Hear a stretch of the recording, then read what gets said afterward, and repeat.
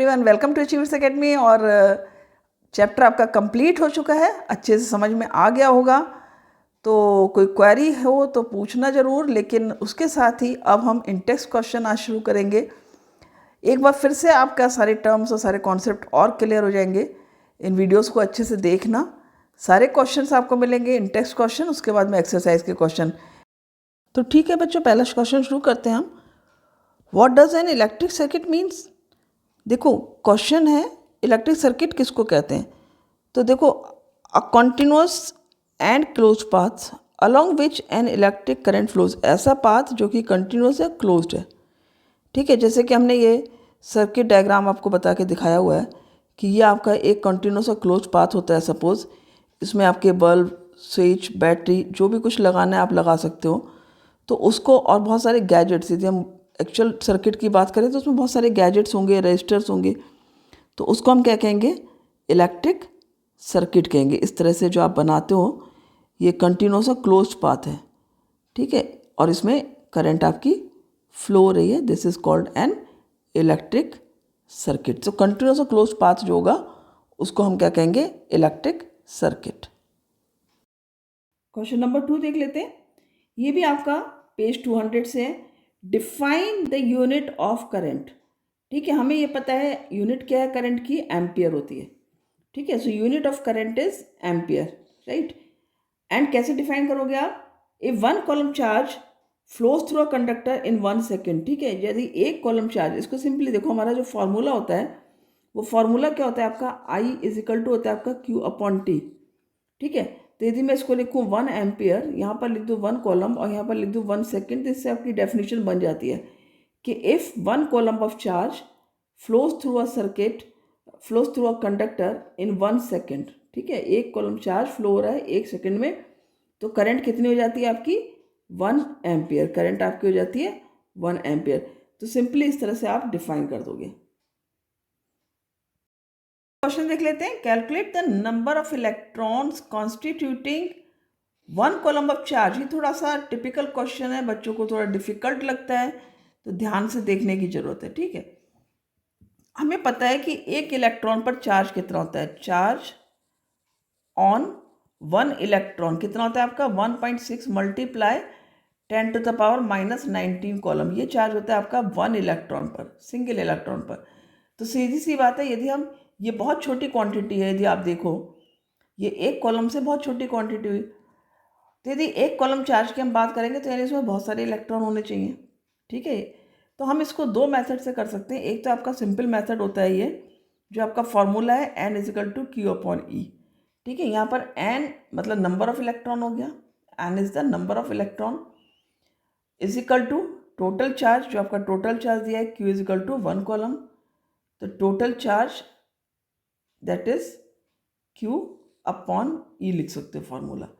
तो हमें total charge पता है 1 कॉलम दिया हुआ है, और चार्ज ऑन 1 इलेक्ट्रॉन कितना है आपका? 1.6 multiply 10 to the power -19 coulomb. तो जब इसको कैलकुलेट करोगे तो आपका ये आंसर आ जाता है 6.25 into 10 to the power 18 electron.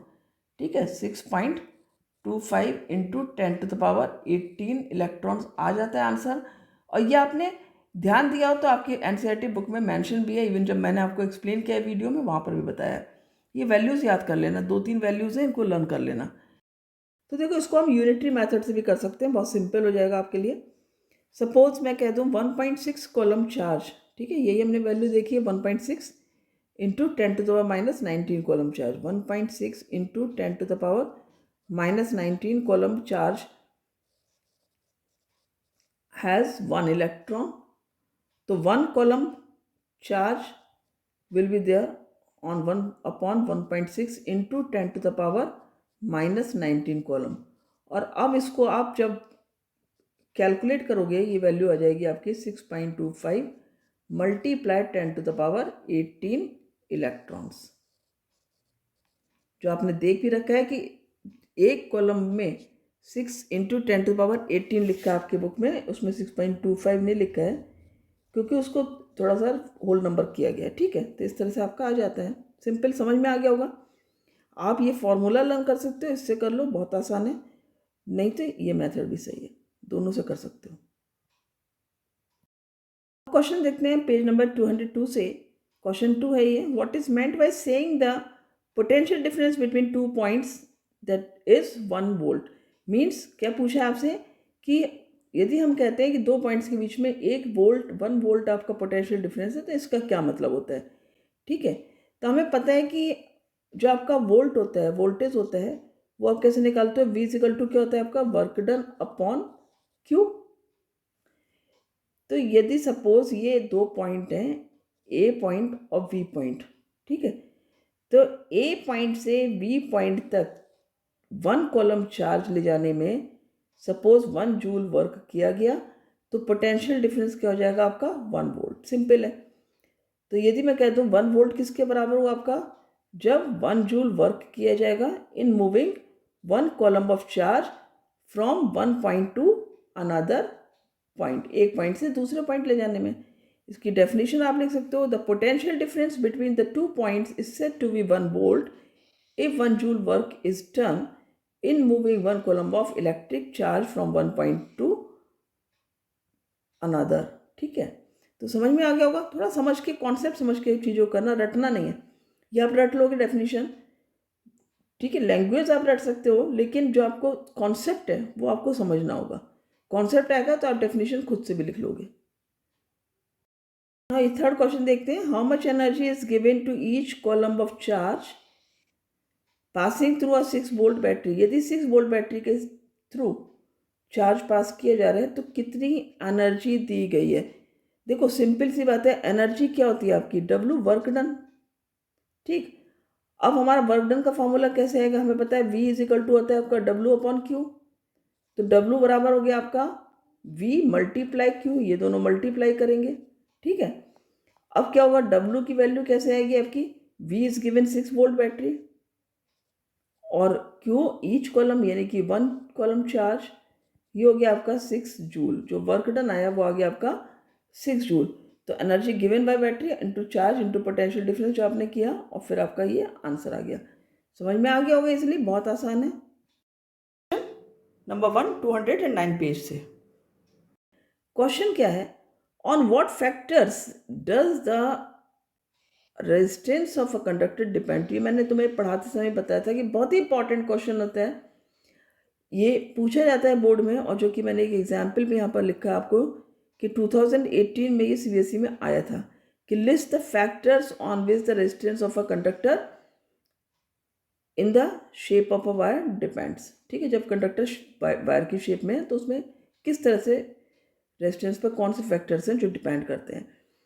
तो हमें पता है, हम जब ये पढ़ते हैं तो हमने पढ़ा था R is equal to rho L upon A। ठीक है, तो रो क्या है, रेजिस्टिविटी है। रो क्या होता है आपका, रेजिस्टिविटी है। और रेजिस्टिविटी किस पे डिपेंड करती है, नेचर ऑफ मटेरियल पर, किस मटेरियल का बना हुआ है उसके हिसाब से रेजिस्टिविटी चेंज होती रहती है। और R is directly proportional to L होता है।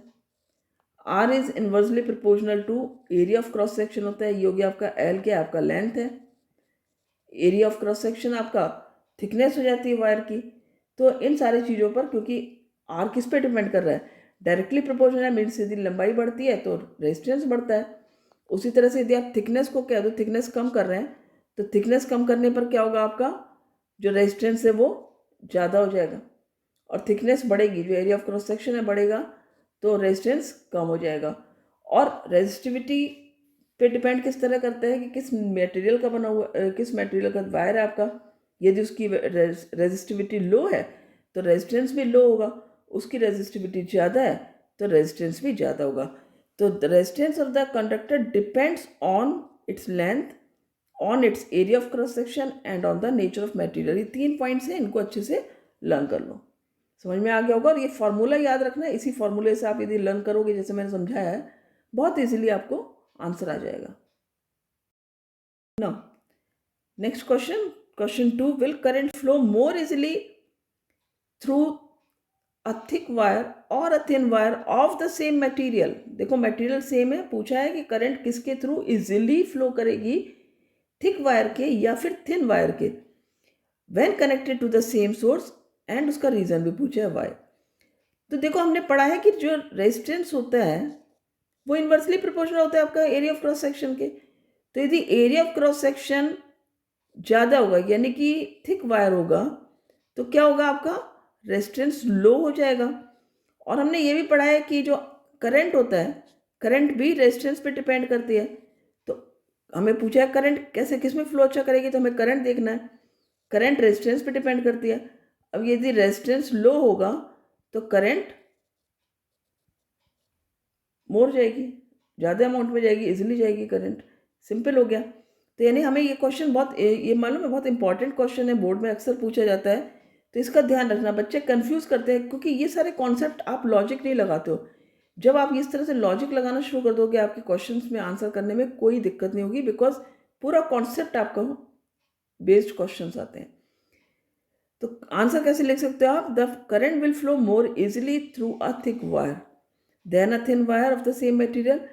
लार्जर द एरिया, रीजन आ गया आपका, larger the area of cross section of a conductor more is the ease with the which the electrons can move through the conductor. भाई resistance क्या है, resistance मैंने तुम्हें कई बार डायग्राम बनाकर दिखाया है कि जो रेजिस्टेंस है वो क्या है, जब इलेक्ट्रॉन्स को चलने में दिक्कत होगी, रास्ते में बहुत ज़्यादा ट्रैफिक है, एक तरह से आप समझ सकते हो कि सपोज वहाँ पर दूसरे एटम्स हैं, दूसरे इलेक्ट्रॉन्स हैं, तो क्या हो रहा है वो आपस में इजीली चल नहीं पा रहे हैं। रेजिस्टेंस ज़्यादा है लेकिन रेजिस्टेंस कम है तो वो इजीली चल पा रहे हैं।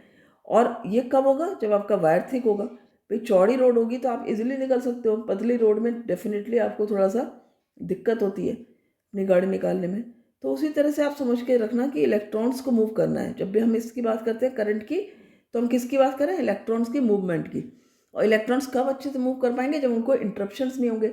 इंटरप्शंस किससे होते हैं, रेजिस्टेंस से होते हैं, ये ध्यान रखना। यानी रेजिस्टेंस कम होगा, करंट अच्छी होगी, इजीली होगी। समझ में आ गया होगा अच्छे से। Third question, let the resistance of an electric component remains constant. ठीक है, हमने आर को कांस्टेंट रखा है, सॉरी हमने आर को क्या करा है, कांस्टेंट रखा है। Resistance is constant while the potential difference across the two ends of the component decreases to half. Potential difference जो है वो वी जो है, ये आपका वी है, वी डिक्रीज कर रहा है, आर सेम है। तो यहाँ पर क्या है, आर इज कांस्टेंट और वी डिक्रीज टू हाफ।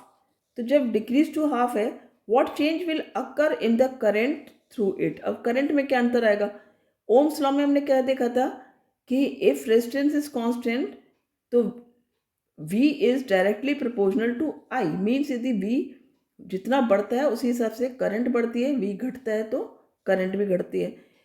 तो when the potential difference is half, the current through the component also decreases to half of its value. This is according to Ohm's law, that is V is directly proportional to I. तो समझ में आ गया होगा। First question is, why are coils of electric toaster and electric irons are made of an alloy rather than a pure metal। ठीक है, pure metal की जगह alloy के क्यों बने होते हैं। और यही क्वेश्चन आपका 2018 में भी पूछा गया था, why are alloys commonly used in electric heating devices. तो क्वेश्चन की फॉर्मेशन तो कुछ भी हो सकती है, आपको आंसर तो सेम ही लिखना है क्योंकि कॉन्सेप्ट सेम है दोनों का। तो coils of toasters, electric irons, इन सब के और दूसरी जो हीटिंग डिवाइसेस हैं एलॉय के क्यों होते हैं, क्योंकि देखो number one is the resistivity of an alloy is much higher. जो रेजिस्टिविटी होती है जिस पर कि आपका रेजिस्टेंस डिपेंड करता है वो एलॉय की ज़्यादा होती है। ठीक है, और सेकेंड है an alloy does not undergo oxidation और burn easily even at high temperature. कितना भी टेम्परेचर हो एलॉय इजिली बर्न नहीं होता है, ऑक्सीडाइज नहीं होता है। तो ये दो रीज़न है जिनको आपको याद रखना है। पहला रीज़न है रेजिस्टिविटी ज़्यादा होती है, रेजिस्टिविटी ज़्यादा हुई यानी कि वो रेजिस्टेंस ज़्यादा होगा, हीटअप अच्छा करेगा।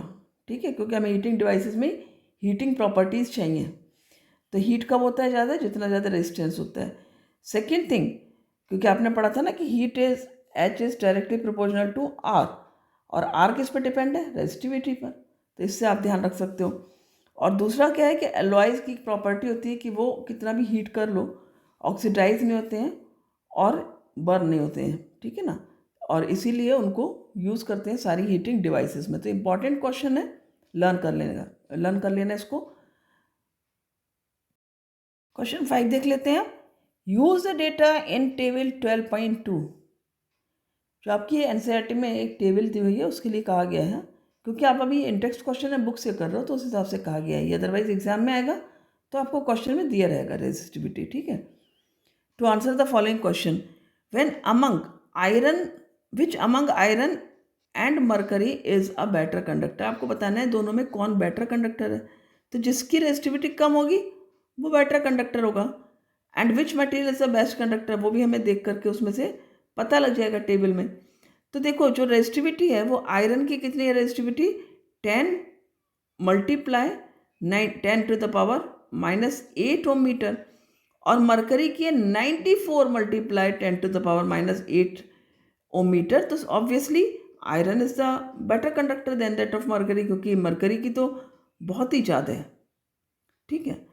Second thing, because silver has the lowest resistivity, इसकी वैल्यू होती है 1.60 into 10 to the power -8 ohm metre. तो सिल्वर हमारा बेस्ट कंडक्टर है। तो उम्मीद करती हूँ सारे क्वेश्चंस आपको अच्छे से समझ में आ गए होंगे। अब ये और क्वेश्चन बचे हैं, इनको हम नेक्स्ट वीडियो में कवर करेंगे। पहले इतने क्वेश्चंस अच्छे से प्रिपेयर कर लेना, आंसर्स नोट कर लेना, और कैसे मैंने जिस तरह से आपको समझाया है ना उसी तरह से समझ के करोगे आप तो आपको रटने की ज़रूरत नहीं पड़ेगी। So thank you for watching the video. मिलते हैं अगले वीडियो में।